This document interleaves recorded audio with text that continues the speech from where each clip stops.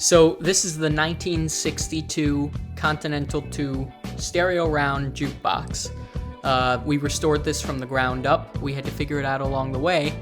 We rewired this, we rebuilt this. I mean, every single thing in this machine was a part at one time or another. It took a year and a half to complete, but it's complete, and it's one of the rarest machines ever made.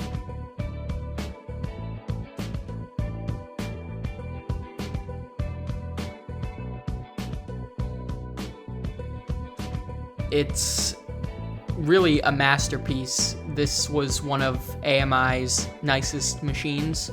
It holds 145 RPM records, but it also plays 7-inch 33 RPM records. Tons of chrome, tons of polished aluminum.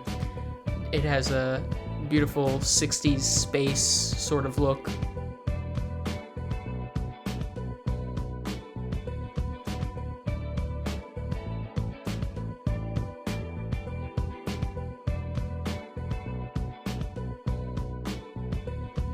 You can kind of get lost looking at this title board.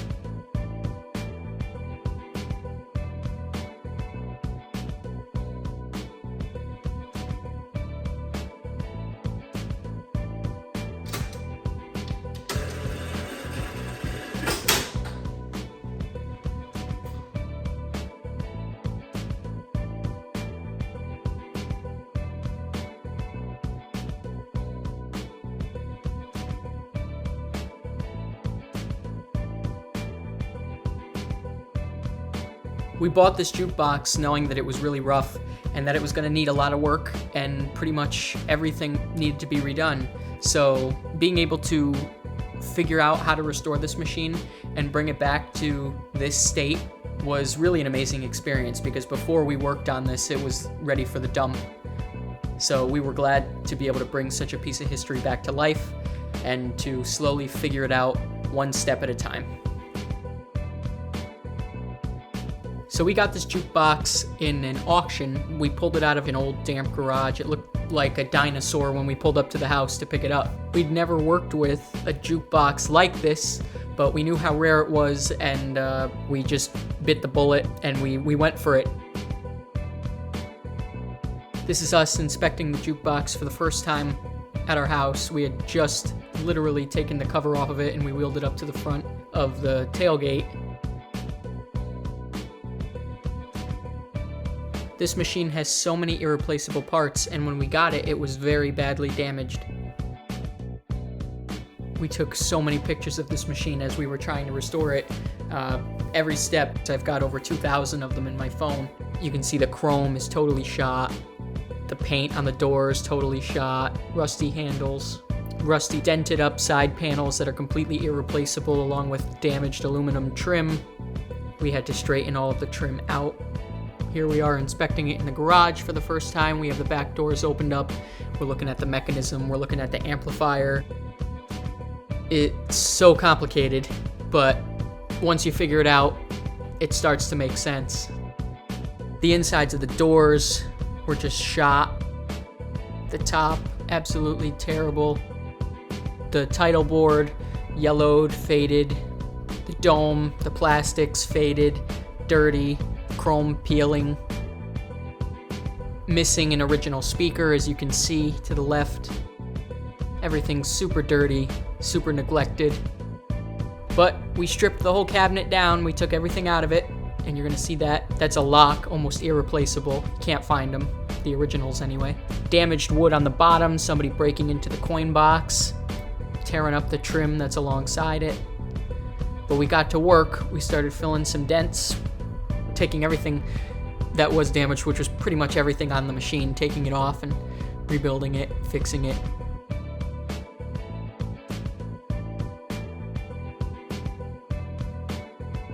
I found some silver dimes in the cabinet. That's all of them together. We had to fix some delamination on the wood on the bottom. We had glue, we had screws, we had clamps. There's our replacement piece of wood for the bottom corner that was totally torn out. Then we did a little bit of filling and we put some new pieces of wood in on the bottom with brand new casters because the old casters were shot. And now the machine's able to stand upright, level, got some new paint. We had to replace the tweeter. We got the top sanded flat. Those are some electrical components we had to replace. Capacitors, those are the new ones. There's another old one, a few old ones in the back there too. There we are cleaning the carousel. There you can see clean versus dirty. Clean versus dirty on my popularity meter. There's the turntable. Those are the amplifiers, the amp and the preamp. The amplifiers need to be totally rebuilt, just like the rest of the mechanism, which we did. Here it is working for the first time. When we got this machine too, absolutely nothing worked. So this alone, right here, this video was huge progress. We were so excited to finally see things function. That's the back of the mechanism. There's our brand new cartridge. The old ones are shot. And there we are repainting the doors. Nice bright white again. And then we even got the black accents in the back. There's the title board getting ready to come apart. Had to clean everything inside of it. Had to get parts of it re-chromed. Had to polish parts of it. Lots of bagged screws. You should have seen the box of screws that I had in bags with labels on them.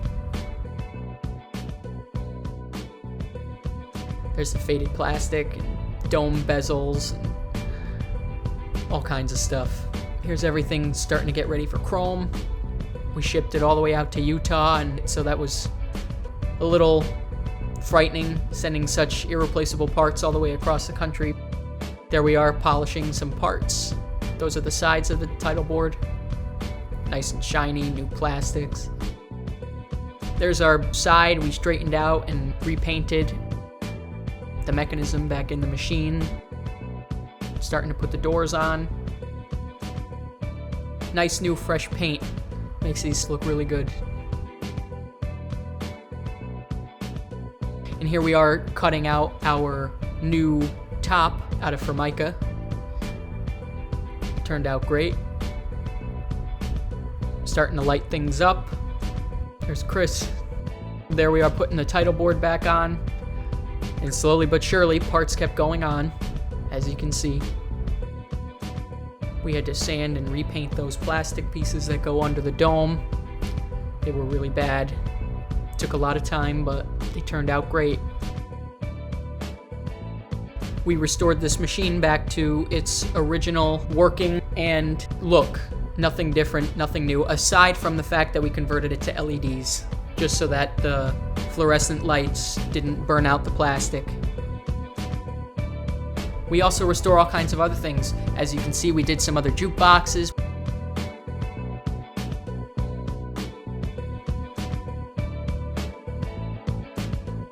We did some wall boxes. Little record players from the 50s. This record player is actually from the 40s, probably about 1947.